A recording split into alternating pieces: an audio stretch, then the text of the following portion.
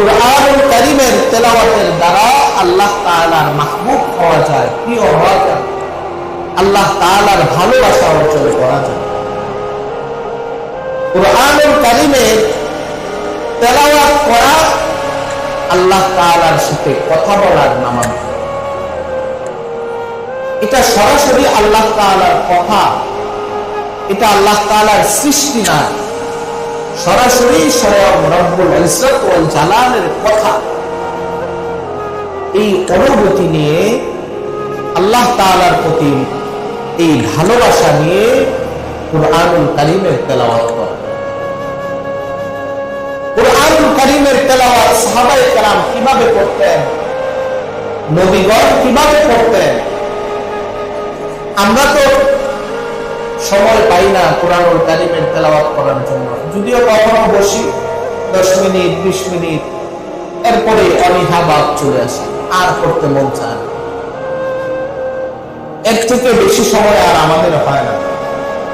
অথচ সাহাবায়ে কেরাম, নবী রাসূলগণ, ওনারা কুরআনুল কারীমের তেলাওয়াত কিভাবে করতেন?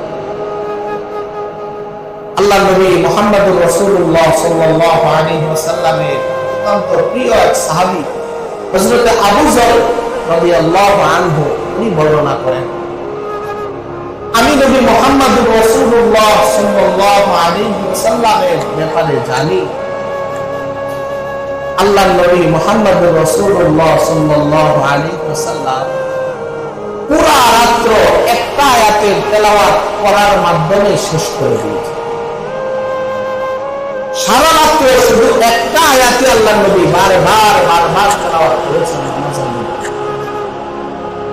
সাহাবী বলেন, আমি নবীকে দেখেছি রুকুতে গিয়েও এই আয়াত পড়ে, সিজদাতে গিয়েও এই আয়াত পড়ে, দাঁড়িয়েও এই আয়াত পড়ে।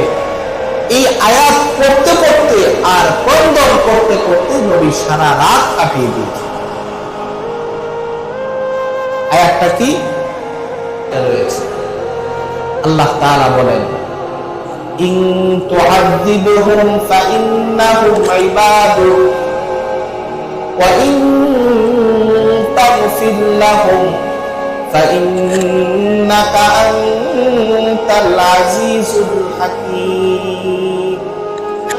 ও আল্লাহ, আপনি যদি আপনার বান্দাদেরকে আযাব দেন, আপনি যদি আপনার বান্দাদেরকে শাস্তি দেন, আপনি যদি তাদেরকে জাহান্নামের শাস্তির মধ্যে নিক্ষেপ করেন, তবে তারা আপনার বান্দা। আপনি চাইলে আপনার বান্দাদেরকে শাস্তি দিতে পারেন। আপনি যদি তাদেরকে শাস্তি দেন, তাহলে তারা আপনার বান্দা। ওয়া ইন তাগফির লাহুম, আর যদি আপনি তাদেরকে দয়া করে, মায়া করে, আপনি তাদের প্রতি রহম করে আপনি তাদেরকে মাফ করে দেন, ফাইন্নাকা আনতাল আজিজুল হাকীম, তাহলে নিশ্চয়ই আল্লাহ আপনি মহা পরাক্রান্ত ক্ষমতাশীল। আপনার দুইটাই আছে, দুইটারই শক্তি আছে।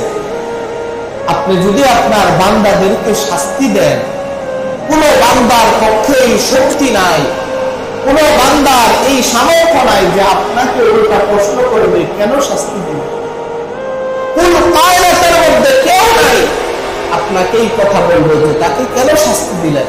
সবাই আপনার বান্দা, আপনি চাইলে সবাইকে শাস্তি দিতে পারেন।